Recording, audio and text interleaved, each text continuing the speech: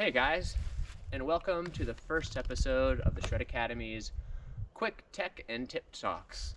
So today we're going to cover one of my favorite terms, and I think it's the most commonly misunderstood, so most commonly misused tools in our arsenal, and that's preload.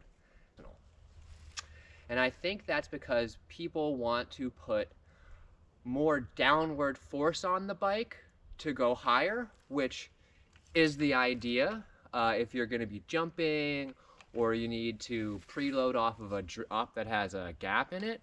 But in essence, the preload should all be happening through your feet.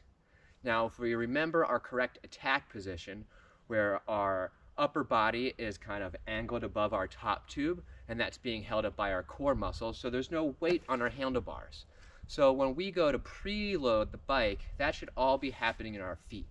So any preload that happens in the fork is actually happening because of the force we're putting down on the pedals through our feet.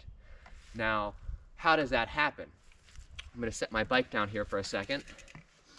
If we're in an athletic stance, bent knees, just like we are on our bike, if I go to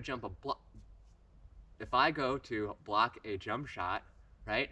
I'm going to preload a little bit and then explode, and I'll be reaching up, right? My upper body will extend, okay? Now, the force that I'm exerting on the ground to go upward is going to have a certain force on our shocks when we press down on our pedals to go up. So the amount of force that I'm exerting down on the ground to jump 6 inches is going to be different than the force I'm exerting on the ground to jump 8 inches. Now my preload in my knees is usually the same. So to jump higher, I'm not squatting lower because it's going to take more force to get myself all the way up here, just down to a comfortable position that we can use our muscles to explode upwards. How does that translate on the bike? More sense. So when you're going to preload off of a jump, you shouldn't be pushing down on your handlebars. You should just be pushing down in your feet and getting ready for that bunny hop off the top of the lip.